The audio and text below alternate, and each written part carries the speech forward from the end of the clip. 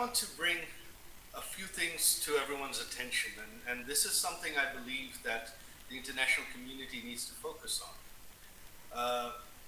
First of all, you have heard the refrain again and again that about the deaths during the July-August protests of 2024. Here is what no one is talking about. You have various counts on the numbers. You have the UN number of 1,400, whereas the government number is 800 something. Who are these additional 600 people? Where did the UN get those names? Our party has written to the UN, our lawyers have written to the UN again and again, and to date the UN has not provided any names. But more importantly, the UN only covers a period up to August 15th of 2024. But we know that the deaths continued. And what is most alarming, and this is something that I believe that the press, the international press, should really, really pay attention to. You see, the Yunus regime, one of the first things they did was pass an ordinance which became law called the Indemnity Bill, indemnifying all the protesters, everyone, blanket immunity, protecting them from any prosecution for any killings. That includes killings of civilians, that includes killings of our party members, and that includes killings of police officers. To date, the BNP government that is in power, they have ratified this ordinance, turned it into law, and this continues, which means that none of the police killings, we still don't know exactly the number of police deaths, none of the police killings can be prosecuted. So my question to you is this: are killings okay? Are killings acceptable? If you can have blanket immunity for protesters to kill police officers, to kill civilians, to kill Awami League members and leaders, then why blame anybody? That is the first issue I would like to focus on, the indemnity. I think this is something that has not been paid attention to. This is unprecedented. How can you have blanket legal protection for killings by anyone, especially killings of police officers? This is unprecedented. This is completely against all human rights, against all norms of decency. Secondly, what you have had since August of 2024, you have had thousands, tens of thousands of people behind bars, which are all now, on one hand, most of them, many of them are Awami League members and leaders. Most of them are being held without any trial, without any due process, without any bail. Many of them are elderly, in their 80s, their health is failing. Many of them have died in police custody. Not only that, killings in police custody have continued. We have documented them. We have put them up on our websites, on our Facebook pages, full list of names, exactly when, which prison they died, under whose custody. Most of them were young. They had no reason to die. They were all killed extrajudicially by the Yunus regime, and those killings continue even today. Outside of the prisons, during the Yunus regime, and even now, our party members are being hunted down and killed. Every few weeks, someone is killed somewhere. There is no due process. The police do not take any action, and the government protects these killers. So political killing in Bangladesh since August of 2024 has been legalized. This is Bangladesh today. And if any killings are legal, then why blame the Awami League at all? And finally, since 2024, not only Awami League members and leaders that have been behind bars, but anyone sympathetic to the Awami League. This includes journalists and businessmen, especially journalists, editors, owners of newspapers and television channels who were seen as pro-Awami League, have been behind bars for over 2 years now. You are the press club. Imagine if half of you, your members, your journalists, your editors, your media owners were held behind bars without bail, without due process, without charges, without trial for an indefinite period of time. Can that be imagined in any country? Is that possible in any country? Is that legal in any way? That is a gross, gross violation of human rights, of freedom of speech. And this is something I believe that should certainly alarm the international media community. This is what's happening in Bangladesh. So Bangladesh today is a failed state. It's not a failing state, it is a failed state. There is no human rights, there is no freedom of speech. Even prior to this event, intelligence services went to the headquarters and offices of every major media outlet, every major newspaper, and instructed them clearly not to rebroadcast this event, not just to rebroadcast this event, but not to provide any coverage from any international media on this event. They're not allowed to share links from foreign media on their websites. Any journalists that were seen as still sympathetic to our government or against this government, many of them were fired even in the last couple of days. This is what's happening in Bangladesh. And what is the future? What does the future hold? There is no law and order. There is no constitution in Bangladesh today. What should concern India most is Bangladesh has become another Pakistan on India's eastern side. You have another Pakistan today on your eastern front. Foreign intelligence services, especially ISI, has an open hand.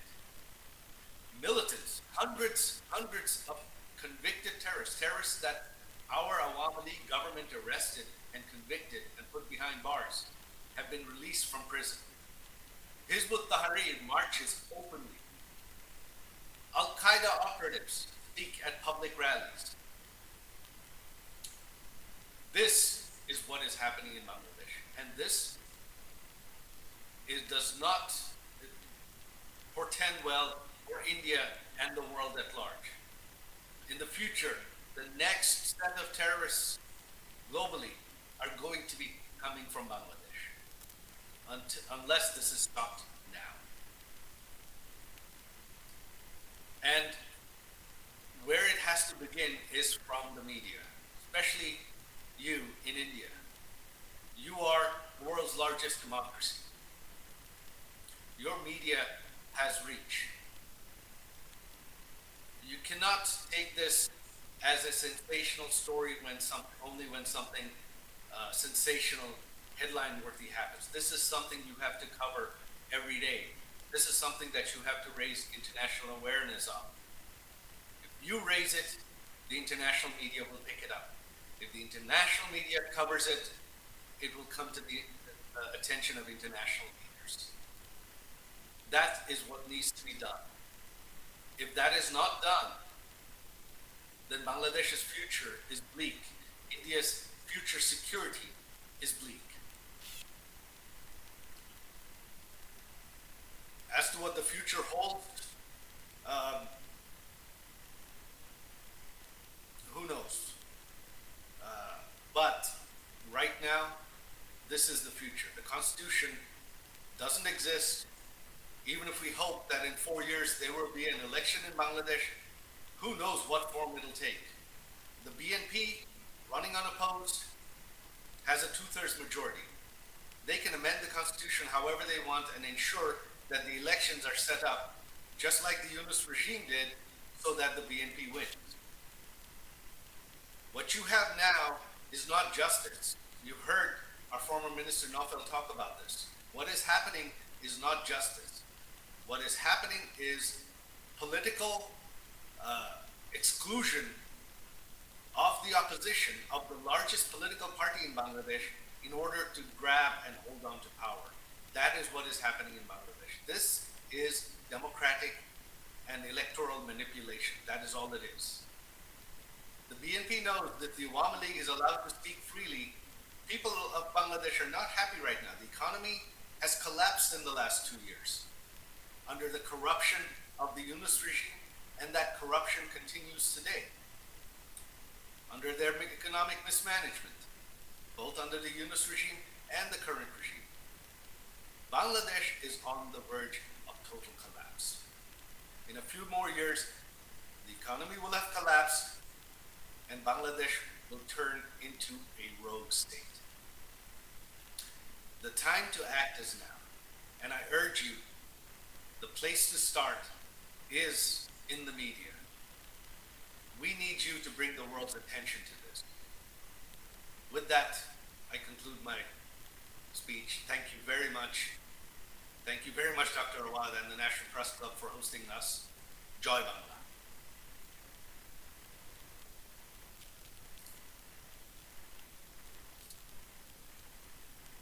Budget, but I would request you to stay online with us because there will be questions raised by the colleagues around. So please stay with us till we have the Honorable President of the Awami League, Mr. Certainly, I will stay online to answer questions. Yes, Thank please. Then let me get her online, and then we will take her point of view, audio only. She's been with us, and Honorable former Prime Minister, could you please take the mic? The floor is yours. Thank you very much. It's a great honor for me to be with you. Thank you, and thank you for everybody who present here or who are listening. Distinguished journalists, members of the Foreign Correspondents Club of South Asia, respected guests, friends of Bangladesh, ladies and gentlemen, Assalamu alaikum. I thank the Foreign Correspondents Club of South Asia for giving me the opportunity to speak to you. I also thank the journalists who continue to follow events in Bangladesh with seriousness and courage. Journalism has a duty to seek truth, especially when power tries to hide it. In difficult moments of history, that duty becomes even more important.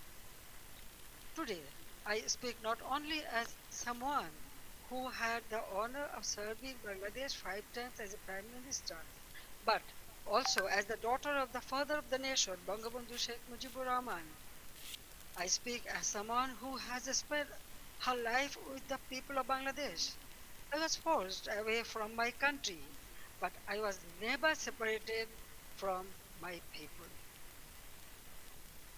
Before I speak about the present crisis, I pay my deepest homage to the father of the nation, Bangabandhu Sheikh Mujibur Rahman, to the Saline national leaders, and to the 3 million martyrs of our war of liberation. I also remember with profound grief and members of my own family, whom I lost on 15th August 1975.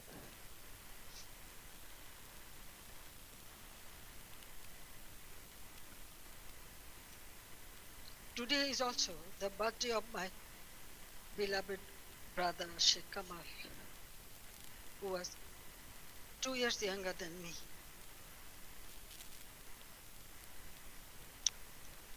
He was a valiant freedom fighter, a youth leader, a sports organizer, and a cultural activist. His life represented the courage, creativity, and patriotism of the young generation of Bangladesh. I remember him today with deep love, pain, and pride.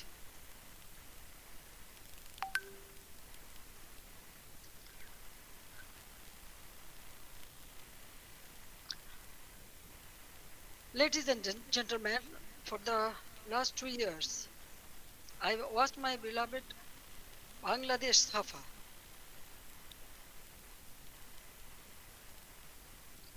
Fear has entered homes, workplaces, and campuses. This is not the Bangladesh we built.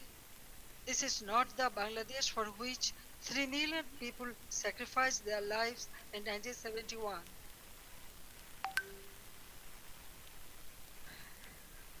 Let me begin with the truth about July and August 2024.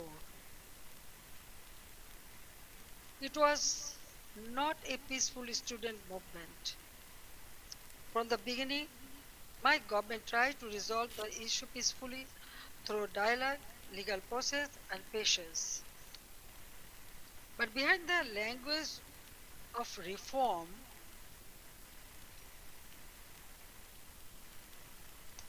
organized groups were working to turn students' demand into violent political instrument.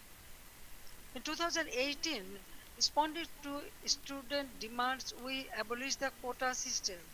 In 2024, when the High Court annulled the decision, the government appealed because we wanted to uphold the abolition.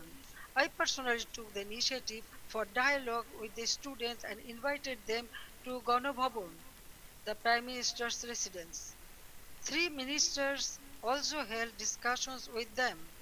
A quota reform movement was turned into a one-point demand for my resignation. False propaganda was spread in a planned way. Genuine students were emotionally manipulated, while organized groups used their movement as cover for and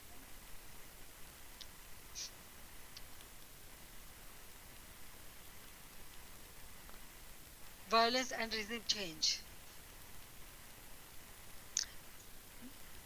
Muhammad Yunus himself said this was a meticulously designed movement led by a mastermind. His own words expose the truth. It was not simply a spontaneous student protest. There was no visible or responsible leadership. Instructions were given invisibly. It was organized, directed, and used to create a path to power outside the ballot box. From July 15th, the character of the movement changed. Killings, arson, attacks, and looting began. State property was destroyed. Bangladesh television was attacked and set on fire.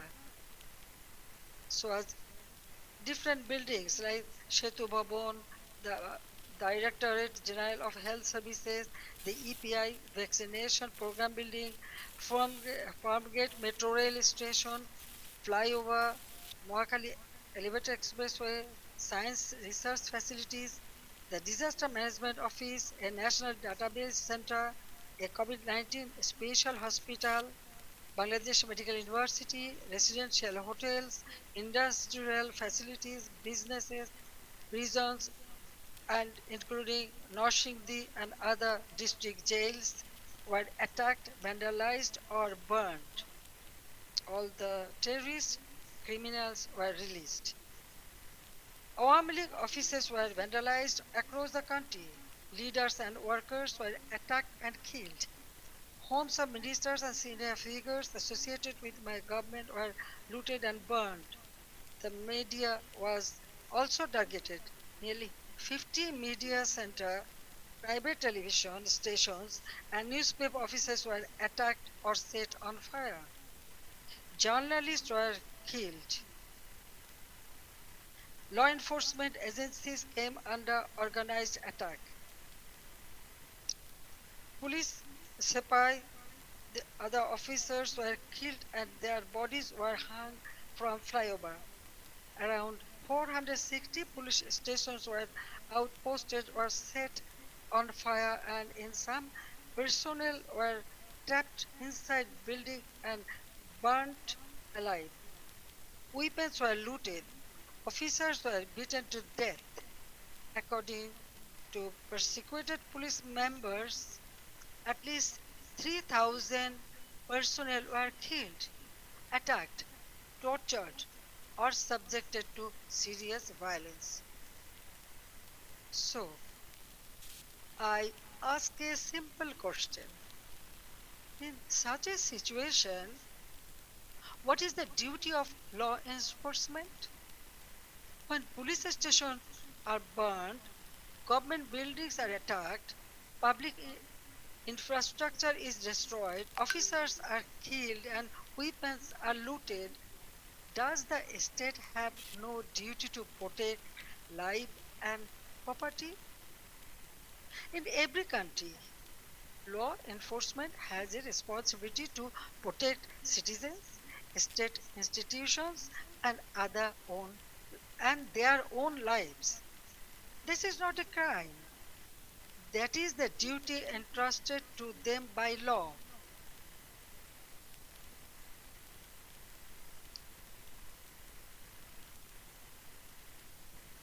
At the same time, I wanted the truth to be known.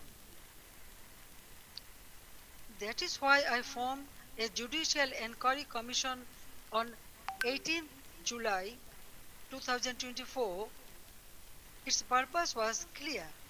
Every casualty had to be investigated.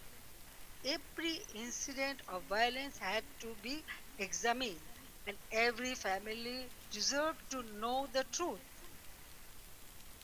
I met victims' families, visited the injured, and instructed the authorities to provide the highest level of medical treatment free of cost.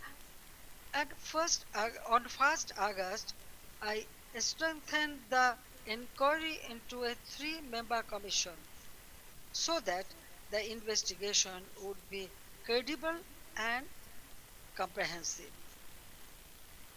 But after seizing power, the illegal interim government led by Mohammad Yunus stopped the investigation.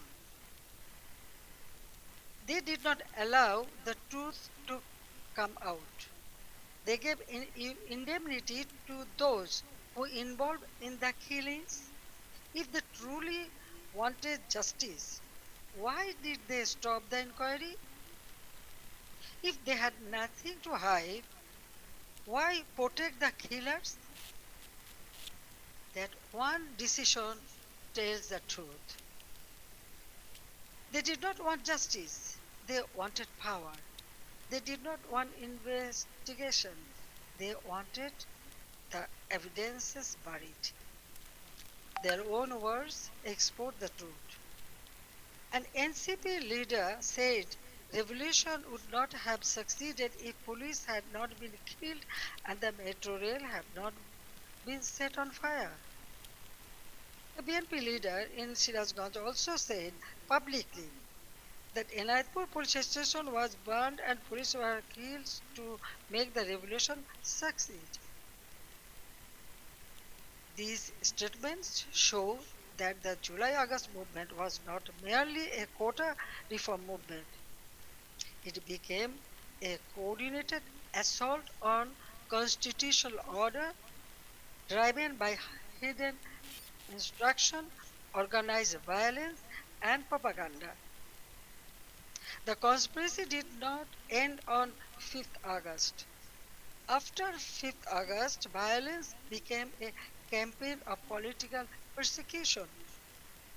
The killing that began on 16 July with the murder of Shobuz Ali, a Dhaka college student and student league activist, has not stopped. Awami League leaders and workers are being killed, disappeared, arrested, driven from their homes, and buried under false cases. At least 10,000 have been killed or disappeared. Around 650,000 have been arrested over the last 2 years. Around 3,500 cases have been filed. Namely, nearly 450,000 leaders, workers, and supporters are accused. More than 1 million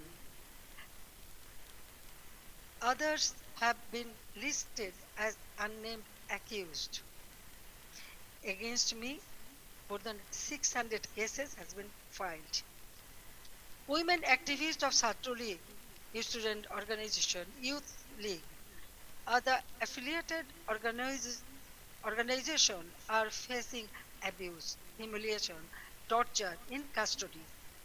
Many leaders and workers have also died in prison amid documented accounts of torture, denial of medical treatment, deprivation of food, negligence, and denial of basic rights.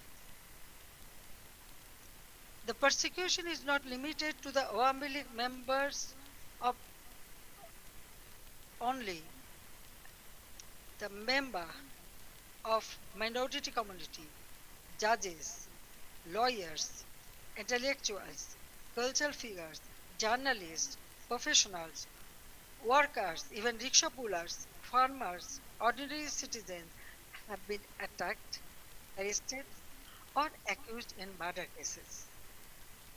No one who stands for the spirit of the liberation war is safe. Symbols and memorials of our liberation war have been destroyed. Freedom fighters have been humiliated with garland of shoes. The historic residence of Bangabandhu Sheikh Mujibur Rahman, the Bangabandhu Memorial Museum at Dhanmondi 90, Dhanmondi 32 has been attacked and demolished in phases. This is not random violence. This is an attempt to erase the spirit of the liberation war from Bangladesh. Muhammad Yunus himself spoke of pressing a reset button to whip away the country's previous history. They want to erase the liberation war, they want to erase Bangabandhu, they want to rewrite Bangladesh against the foundation on which it was born. Convicted war criminals have been released, militants and top terrorists have been freed. Even after a staged election brought the BNP to power, the situation did not change. Bangladesh remains gripped of fear, terror, depression, economic hardship, and deep insecurity. Now, look at the condition of the country. The progress we built has been destroyed, and ordinary people are paying the price. GDP growth has fallen to 2.22% compared with 6.80% during the Awami League government. Industrial production has fallen sharply. For the first time in 54 years, the industrial sector has faced negative growth. Defaulted loans in the banking sector have reportedly risen from 13% to 47%. Poverty has increased from 18.60% to 46.8%. Investment has turned negative. Job creation has collapsed. More than 2 crore people have newly fallen into unemployment. Over 500 industrial factories have closed. More than half of industrialists and business owners are either in prison or forced into hiding. The government is running by borrowing 700 to 900 crore taka from banks every day. Project costs have been increased by 50% to 250%. At the same time, militancy is rising. Women and children are facing torture, rape, humiliation. And ordinary people no longer feel secure in their own lives. Extortion, murder, kidnapping have become regular features of daily life. These are not just numbers or isolated incidents. Behind them, there is a family, a worker, a farmer, a small business owner, a mother who cannot buy food for her children, and a young person who no longer see hope.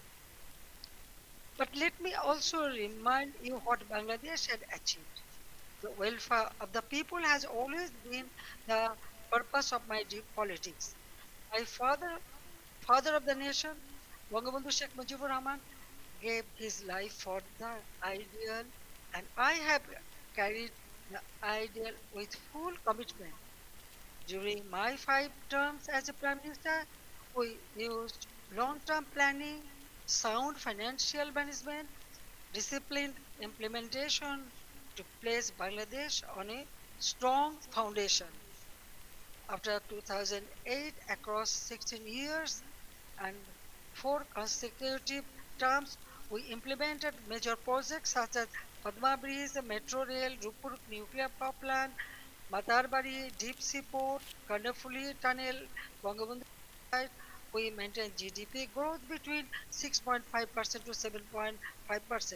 Our development projects were not vanity projects. They were part of building national capacity.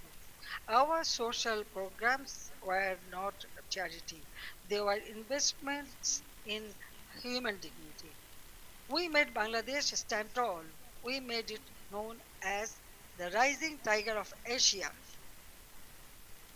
Bangladesh's crisis is not only a domestic crisis, it affects regional peace, security, trade, development, and human dignity. That is why I call upon the international community and all the friends of Bangladesh to stand with the people of Bangladesh in their struggle for democracy, justice, and peace. A stable Bangladesh matters for South Asia, for the Bay of Bengal, for development partners, and for all countries that believe in democracy, rule of law, and justice. The next decade can be a decade of recovery and renewal, but only if democracy is restored and the people are allowed to decide their own future. That is why I make these demands clearly. The ban on the Awami League must be lifted, political prisoners must be released, false cases must be dropped, freedom of speech must be restored, media freedom must be protected, judicial independence must be guaranteed. Law enforcement agencies must serve the people, not those who use power for revenge. These are not demands for one party only. There is necessary steps to save Bangladesh. Whatever fate awaits me, I will return to my people. I cannot stay away while my beloved countrymen are suffering. I know I may be detained, I may be sent to prison, they may try to enforce verdicts issued in fabricated cases, but fear cannot decide my duty to the people. My life moved beyond calculations of personal safety long ago. In 1971, I was in imprisonment with my mother. My son, Joy, was born in captivity. In 1975, I lost my family. I spent 6 years in exile. After returning home, I fought against military ruler, dictatorship, and political conspiracies. There were 19 assassination attempts against me. Even the grenade attack of 21st August 2004 could not stop me. Therefore, I am not worried about my own future. I am worried about the future of Bangladesh. I want to return because the people deserve security, development, prosperity, and peace. They deserve a state that protects them, an economy that gives them opportunity, and a democracy that gives them rights. My return and the return of the Awami League to the democratic process is not about power. It is about putting Bangladesh back to the right track. It is about reviving the country's path of development, progress, secularism, stability. I want to return to Bangladesh to one purpose, to stand beside the people and help improve their lives. People are the source of all power. I believe in them, I trust them, I love them, and I will return to them. Joy Bangla, Joy Bangabandhu. Thank you very much for listening me and giving me so much time. Thank you.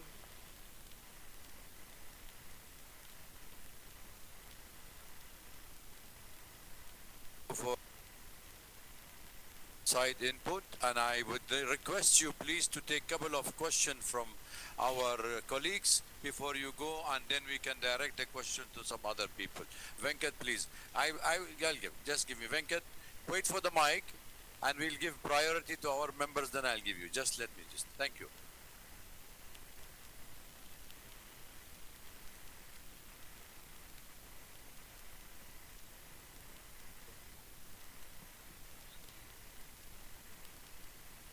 On? Can you hear me? Okay. Madam Sheikh Hasina, have you decided on the date on which you are going to go back to your country? Because the present regime says the moment you arrive in Dhaka, they are going to arrest you. What are your plans if they arrest you? Have you put together any team of lawyers to defend you in a court of law? What are your plans? Thank you.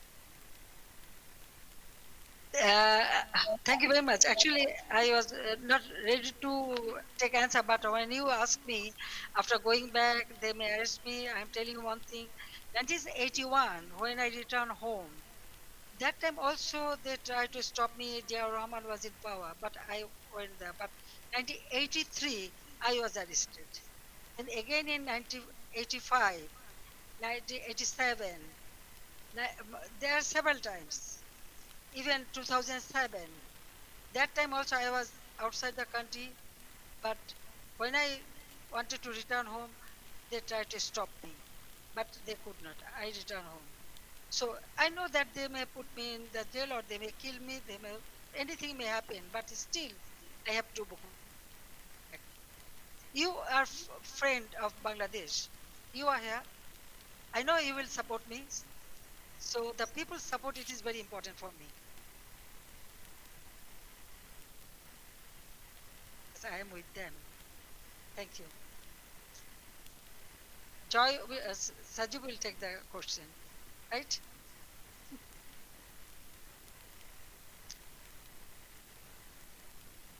I hope Madam Hasina can answer this question. Sajib is a US citizen. The US ambassador to India has recently visited Bangladesh and expressed his confidence in Mr. Tarique Rahman's leadership. And Sajib is, of course, I'm aware that you have dual citizenship. Bangladesh as well as the US. But how do you view the US ambassador's remarks and his support also offering further deepening of trade relations with Bangladesh? And also, you said, Sajib, that Bangladesh runs the danger of becoming another Pakistan. But you are aware that one two countries, the country of domicile, the United States, under President Trump, has a particularly close relationship to Pakistan and is now building one with Bangladesh. So, should Madam Hasina return, how do you intend to, where do you see the future of relations with the United States? Thank you. Thank you for your question. Look, the United States has its own goals. Yes, this is. I'm a dual citizen. Uh, what Ambassador Gore's remarks, they are simply diplomatic remarks. Those are standard things any diplomat is going to say. And the current U.S. administration, their focus is on trade. They are not focused on democracy, human rights, any of that. Their focus is to increase trade with the U.S. No matter what. So that is what the policy this administration is continuing. However, as you are very familiar, in the U.S., it is a very democratic country. Government changes, policies change completely, and you know, uh, the U.S. has close relations with Pakistan now, but a few years ago they didn't. So this can all change very quickly.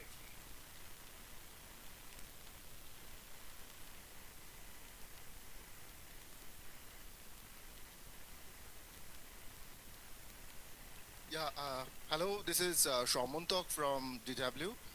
So my question is that since you want to go back to Bangladesh, all of you said that, what's your plan? How to enter Bangladesh? And have you had any conversation with the current government at any capacity?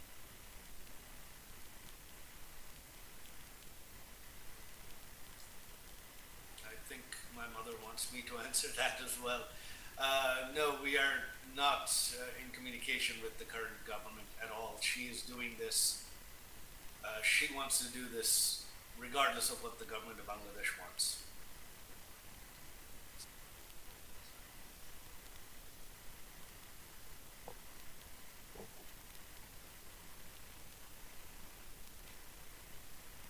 Good evening. My question is the Sheikh Hasina has been in India for 2 years roughly. And how has her stay been? Has she been in touch with the government of India and its officials?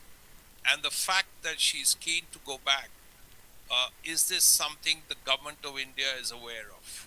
And how does the government feel? Because the Prime Minister of India in the past has said that Sheikh Hasina is my sister. Well, obviously, the fact that she wants to go back has made international headlines, so I'm sure there isn't anyone in India who is not aware. With regards to how they're treating her, they are treating her like a head of state. They are treating her very well. She's staying as with the full services and security of a head of state. They have shown her, Prime Minister Modi's government has shown her the utmost respect, and for that I am eternally grateful.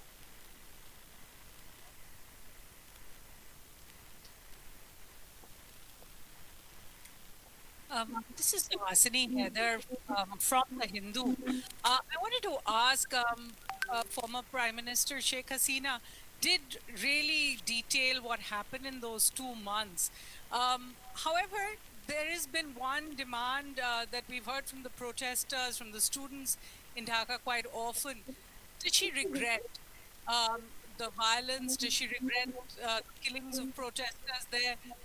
Does she feel sorry about what happened eventually and the events that led up to her coming to India at that time? Look, this question of regret and apologies has been raised, but you see, the Yunus regime and the BNP regime has continued what I mentioned in my speech: immunity, indemnity.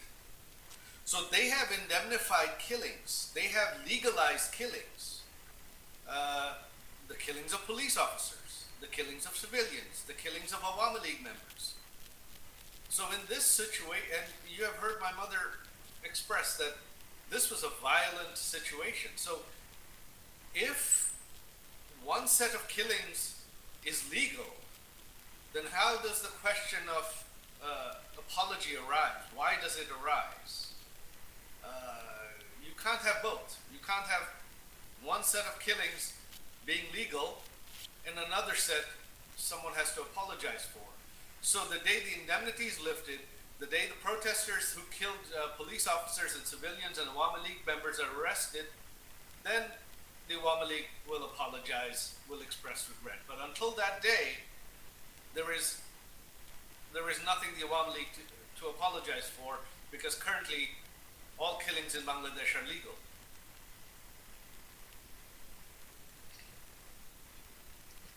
My name is Sultana Rahman. I'm from Bangla News Network. Honorable former Prime Minister, আপনাকে সালাম. Maybe I'm the only journalist from Bangladesh here. I'm really excited and emotional too. It's a great opportunity to ask you a question that is, uh, the basic foundation of Bangladesh is under threat. That is our liberation war. Many people, hundreds of thousands people, they are concerned, they are dying, but still they are sad, they are upset about the history, what is happening on our history in 1971. And my question is to you. I talk all walks of life. They asked me when she's coming. You told that you are coming in December. What is your actual plan? Thank you so much.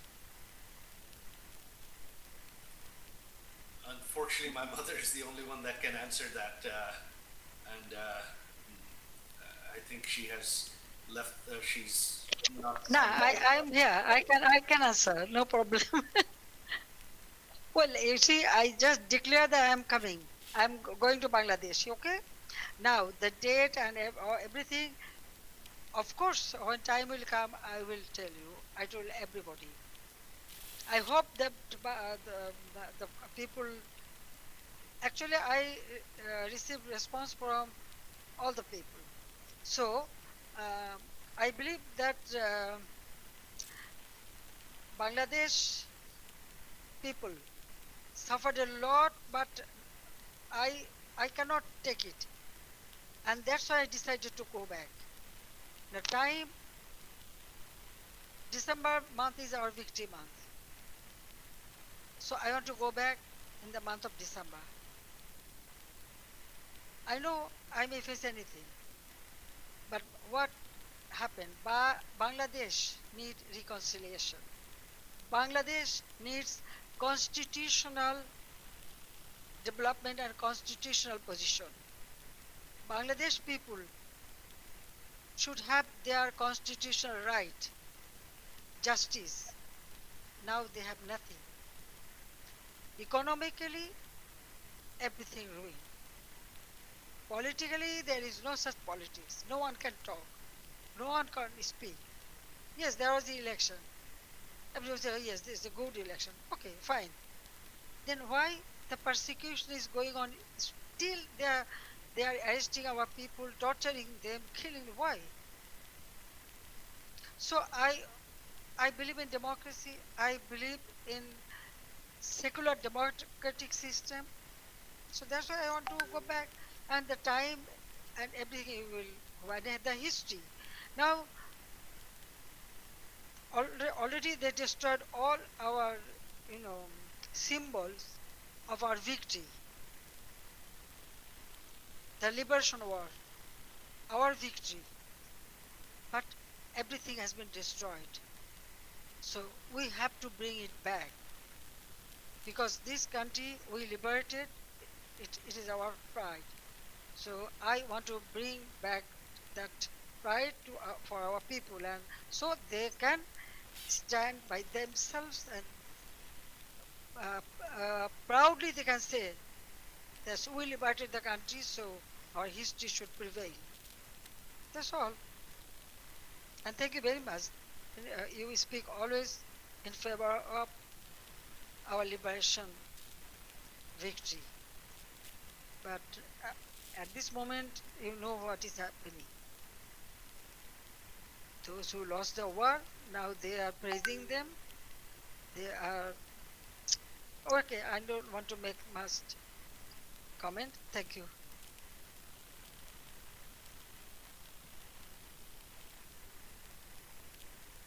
TV, you had given us an interview where you first revealed that you will be going back to your homeland in December this year. But I also want to communicate. Your son just said that there's no communication happening with the government. But would you want some kind of a back channel with the government before you revisit and return to your homeland, or would you want some kind of a mediation to happen from any neutral party or any neutral country? I ask this especially because today and yesterday, the Bangladesh government has put a blanket ban on your speeches and statements. So how would you intend to now communicate with your own people back in Bangladesh? Thank you very much. India is our friendly country. Anytime Bangladesh is in a disastrous position, India always stand behind them, and they give shelter every time. 1971, then 75, and still. Now, government to government relationship, that is different. But India always has been a great friend, and I know they will remain that. Now, about us, yes, I told you that I was not ready to leave my country. I didn't know that I am coming here, but somehow I reach here. One day, perhaps it will be another. How I because all our people, they brought me here. But they took shelter. Okay, so as a friendly country, they always remain as a friend. But I want to go back to my own country. So I believe that I should go. I'm going for my people. It is not the matter of government.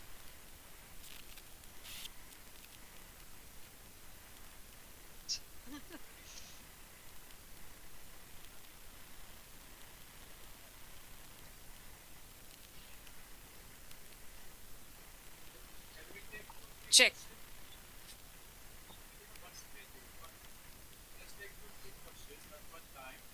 Madam still with us. That will make it easy for all of us. I try to accommodate everybody, but please make it short. No need for any observation. Just short question. No, Please. I'm telling you one thing. I can see so many hands. You have so many questions. There is the email address. There is the email address. If you When do you intend to return back? Is there a specific date? And what message do you want to send to the people of Bangladesh? And how do you respond to the criticism of your government's handling of recent political unrest and protest? One more question that I would like to put out is, how do you respond to calls for... Also, what are your priorities for Bangladesh's economy? As you have already mentioned about it, so if you would like to respond to that.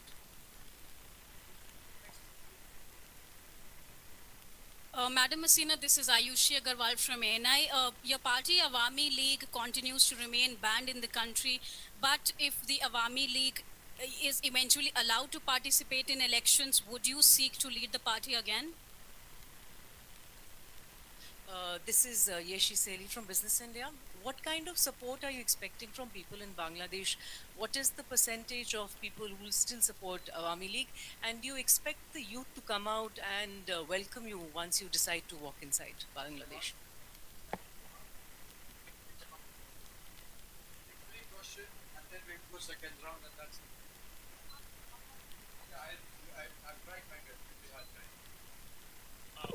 Former Prime Minister Hasina, I have a very personal question to you. Last time you went back to Bangladesh in 1981, you went to the Nizamuddin Dargah, which has a very strong connect with your family.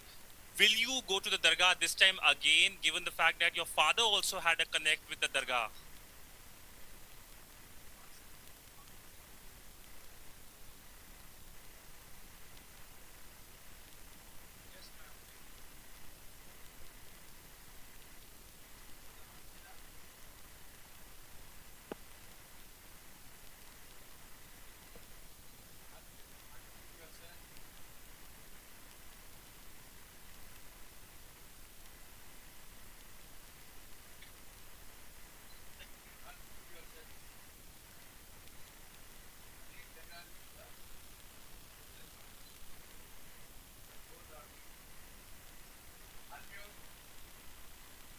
Unmute, please. Unmute yourself, madam. You are muted. Okay. I think any other questions you wanted to raise? Because we are unable to get her online. Yes, please. Spanish TV. Yes, AB. Yeah, take the mic, please. Yeah.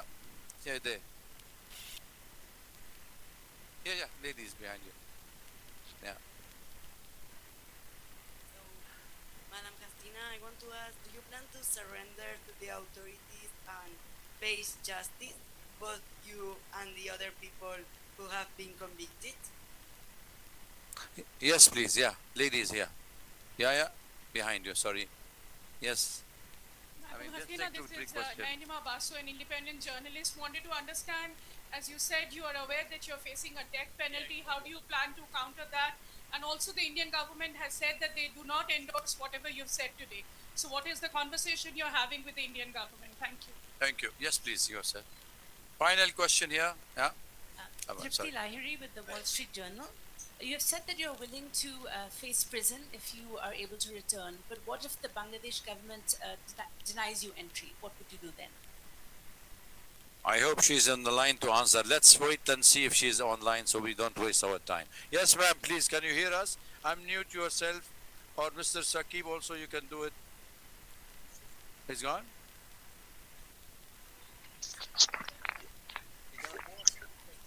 Well, Yeah.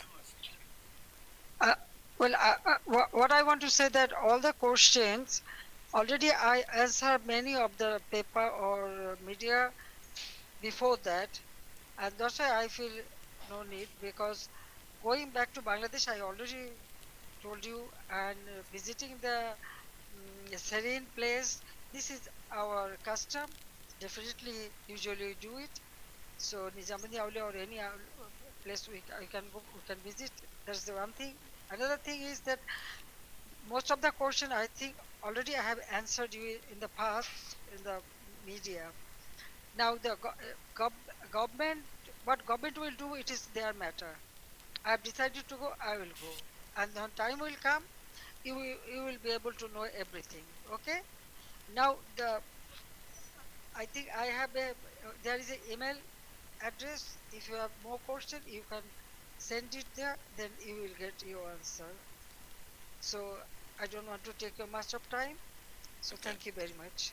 Thank you again you. for arranging all this an event. It's a wonderful place, and all of them are present here. I thank you very much for giving me this opportunity to talk Thank to you, you. madam. It's very nice Thank to talk you. to you. Yeah. Thank you for having you with us today. It was an honorable meeting, and we all enjoyed.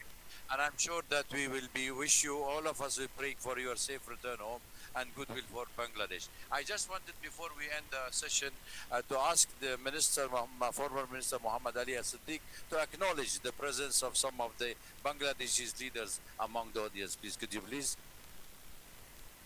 Thank you very much, the distinguished journalists, the reporters, and you covered up the valuable issues. Today, from all the way to Europe, our all European, Awami League President, Muhammad Nazrul Islam is here. I would like to recognize him. No, I have another person, Dr. Pradeep Ranjan Kaur from New York, from all the way, he presents here. And, we want all sorts of your assistance and help to go back to Honorable Prime Minister to Bangladesh, restore the democracy and human rights. Thank you very much. Thank you very much, everybody, for coming. Will be answering. Our former Prime Minister and the President of Bangladesh Awami League will be answering all the questions through the email. Please, I think we have circulated the email, so please get in touch. Thank you. Arun. I think we all welcome you all for tea and coffee and snacks. Join us, and if you want to take any bites separately from the distinguished guests, feel free to question and ask them. Thank you for being here. It's difficult to control. Bye.